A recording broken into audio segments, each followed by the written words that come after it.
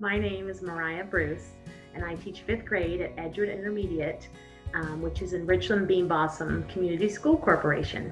I chose to be an educator early on in my youth because I generally enjoyed working with children, from my high school babysitting service to my college basketball clinics, the field practicum hours. I always was the one volunteering to go and work with these children. We're at a large elementary, and we utilize the collaboration, and we have a wonderful learning environment, but we all as teachers collaborate and work together to make learning enjoyable.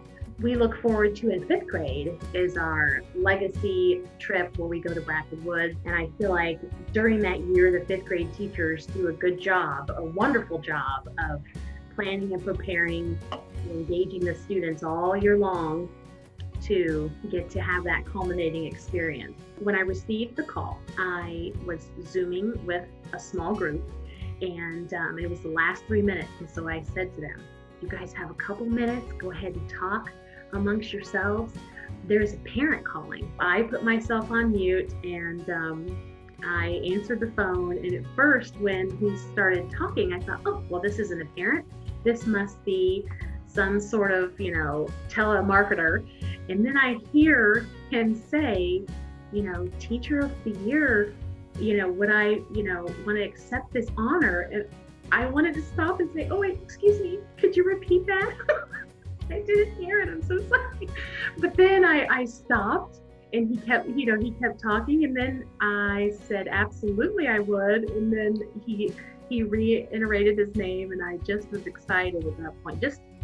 Grinning from ear to ear. And then I hang up the phone, and my students are all pointing at me and giving me thumbs up, and so I unmuted myself, and they said, what happened?